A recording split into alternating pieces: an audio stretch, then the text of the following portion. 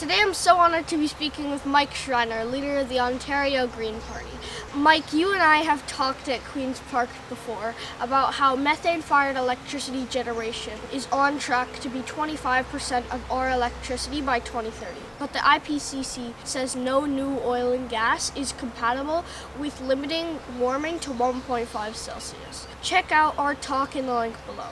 You and I both know we need to restart our renewables and stop fossil-powered electricity. Today I wanted to talk to you about some other stuff. The repair backlog for Ontario schools was $16.8 billion in 2022 and has grown since then. Teachers are bringing in air conditioners from home, but some classes have windows that you can't open. My class on the second floor felt like 36 Celsius during the heat domes, and I got heat stroke and had to go home sick. I'm so sad that we've had 7 years since the IPCC said we need to reduce carbon emissions, and we are already starting to feel the effects.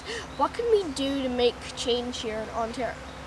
Well, first of all, I'm very sorry you had such a negative experience in your very hot classroom and had to go home sick. That's exactly why the Ontario Greens have been calling for a heat preparedness plan for the province of Ontario that would include requiring air conditioning in all schools. I've been doing a number of media interviews around that, and a few people have been pushing back on me saying, like, why do we need to spend so much money to put air conditioning in schools when schools don't meet in the summer? But what I've been saying to folks is, unfortunately, hot days are starting earlier in the spring and lasting much longer into the fall. And with the climate crisis, the severity of heat is becoming increased. And so I think we need to make sure all of our schools are air conditioned so you don't have to go home sick, and so that everybody, yourself and your fellow classmates, can all learn properly. And we also know that heat kills. Sadly, 619 people died in the major heat wave that happened in British Columbia back in 2021, and we want to avoid that in Ontario. But at the end of the day, not only do we have to adapt to the climate crisis, and one of the ways of doing that is making sure we have proper cooling, but we also have to reduce climate pollution as a way to reduce the severity of things like these heat domes. And the fastest and quickest way we can do that is to electrify transportation and buildings in particular, which are our two largest sources of climate pollution in Ontario. And we need to keep our grid clean, which is why I'm opposing the Ford government ramping up fossil gas plants, because that's going to significantly increase toxic air pollution and climate pollution at the same time. And that makes no sense when wind and solar are cheaper. So let's go with low-cost renewables, have a clean grid, and then electrify transportation and buildings as a start to reducing climate pollution in Ontario. Why we make the investments in adapting to the climate crisis through things like air conditioning in schools. Yeah. My dad is a medical researcher at Sunnybrook Hospital, and he always said that he fell in love with science because of visits to the science center when he was little.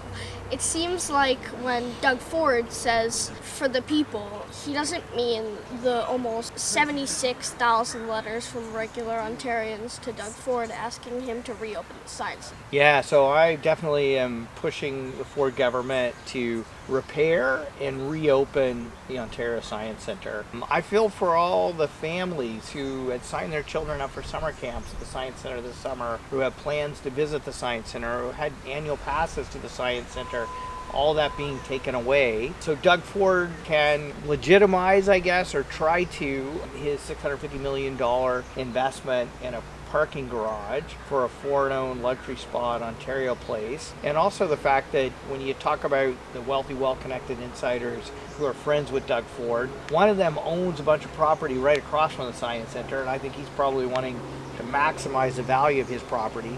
So if the Premier wants to put people ahead of wealthy insiders, one of the ways he can do that is to repair and reopen the Ontario Science Centre, which provides such valuable programming and educational opportunities for people all across the province, but especially for those who live in the Don Mills area around the Science Centre.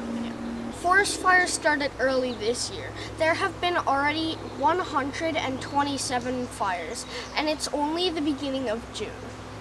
Last year, Doug Ford cut the budget nearly in half by over $100 million, and because of that, the fire burned as much as the country of Syria in Ontario. Provincial Forest Fire Crew leader Noah Freeman said the truth is the Ford government has neglected the fire program so badly that there's little that can be done to protect Ontario's this upcoming wildfire season. Yeah, so I've met with Noah and other wildland firefighters, and the Ford government is woefully unprepared to support fire protection in Ontario, and so I've been pushing for an Ontario fire preparedness plan, and that plan really starts with making sure enough money is invested to ensure that all of our wildland fire crews are fully functioning. Only about a third have enough staff to be fully ready to go. And then we also need to make sure that those firefighters have PPE, equipment, training, the latest technology, and fire identification. And so, unfortunately, the Ford government, not only are they making the climate crisis worse by having climate pollution go up in Ontario, as a matter of fact, Ontario, in the latest national figures on climate pollution, 60% of the increase in greenhouse gas emissions in Canada comes from the province of Ontario. So the Ford government's taking us the wrong way in terms of climate pollution, but they're also not making the investments we need in protecting our communities from forest fires. And last year we saw, sadly, 1 million acres burn in Ontario. We had toxic air pollution across the province. And in just 4 days last year, that cost our healthcare system, and your dad would probably know this, $1.28 billion due to increased hospital and emergency room admissions due to toxic air. And so we know that addressing the climate crisis, and as part of that, having a firefighting preparedness plan in place is critical to maintaining our own health and safety in Ontario. And that's why we're going to continue to push the Ford government to make sure we're properly prepared in Ontario, which we're not today. Yeah. I'd say the lights are on, but nobody's home. But the lights are off at Queen's Park. We need a plan, but with the Premier taking an early holiday and gone until the end of October, I'm worried. What can we do? Well, I think what we can do is get a new government. And so you know what? If the Premier's going to call an early election, it's going to cost hundreds of millions of dollars and probably something most Ontarians don't want. It gives us an opportunity to vote in a new government who's actually going to make the investments we need and have the policies in place to reduce climate pollution, to make life more affordable for people. It's way cheaper to have a heat pump or an electric vehicle than it is to have a gas-fired furnace or a gas-powered car. So I would say that the thing we can do to turn the lights back on at Queen's Park is to, one, right now keep putting pressure on the government to do the right thing. It was people power that forced Doug Ford to reverse his disastrous decision to open the Greenbelt for development to benefit a handful of wealthy, well-connected insiders. And we have to keep putting pressure on the Premier to make sure that we have a climate plan in place to protect people in the places we love. And if the Premier is going to call an early election, then it gives us a chance to get a new government. We drove to Guelph today from Toronto in our EV. Not surprisingly, the provinces with the best EV rebates also have the most EVs sold last year. BC is 16% and Quebec is 14%. Ontario's right at the bottom of the provinces with 6%, well below the global average of 11%. All Canadians qualify for up to $5,000 towards the purchase of a fully electric or plug-in hybrid vehicle, thanks to federal government.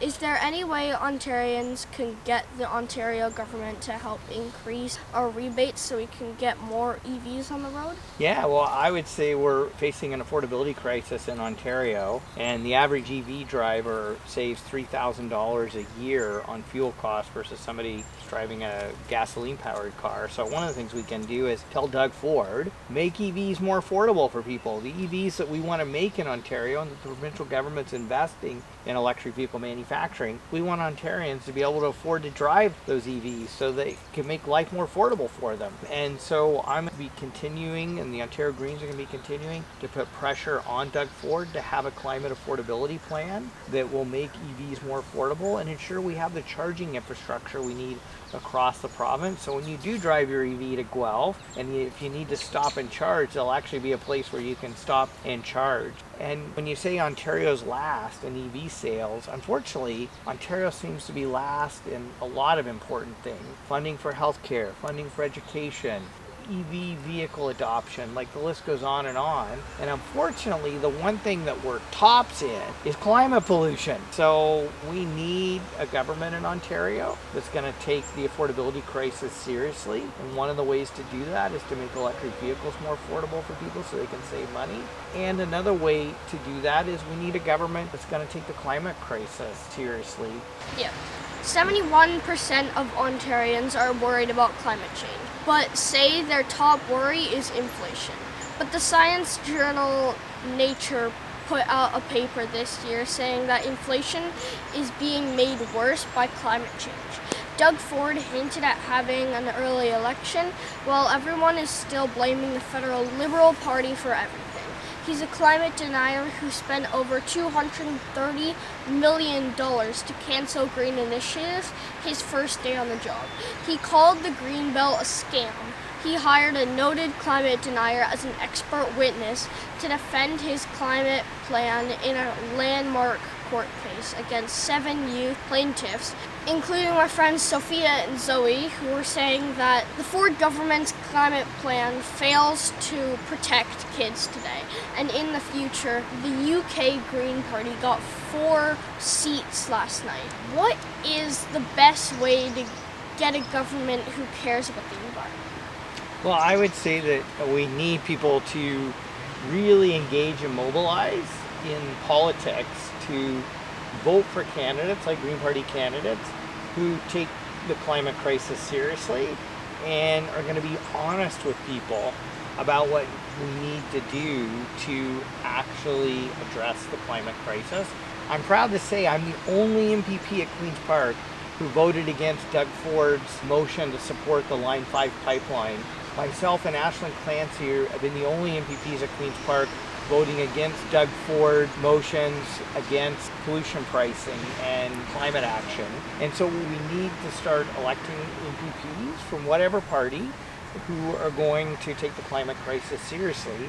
And the great thing about addressing the climate crisis is it'll also help us address the affordability crisis, because as you noted, a lot of the things that are driving up costs in the world right now are because of climate. Food prices, the fact that it costs way more to fill up a gasoline-powered car than an electric car.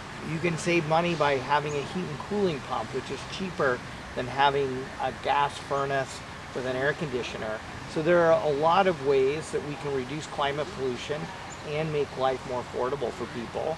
But we need elected officials at all levels of government, but specifically at Queen's Park, who are going to be honest with people and stand up to Doug Ford in the way I have. And I'm proud of the fact that I've made some of the hard votes to stand up for climate action, because I know it's the right thing to do, because I think we have an obligation to make sure that we reduce the severity and frequency of climate-fueled extreme weather events that we're already experiencing, but also that we especially do it for yourself and other young people your age. And I just want to give a shout out to your friends who've taken the Ford government to court, because it's not only Mike Schreiner as the leader of the Ontario Green Party or your friends as plaintiffs in this lawsuit that are saying the Premier's climate plan won't work. The Auditor General, which is an independent officer of the Ontario Legislature, basically says that the Ford government's environment plan is a plan to fail when it comes to addressing the climate crisis. And we have to change that by electing people who will stand up for climate action. Yeah. Mike, thanks so much for joining me today. I'm really grateful for your voice in the Ontario Legislature. Please click the link below to make a donation to the Ontario Green Party. And remember, together kids can save the world. Thank you. Well, thank you for that. I really enjoyed our time together. Yeah. And thanks for making the trip to Guelph in your electric vehicle. Yeah, thank you for that. Oh, there we go.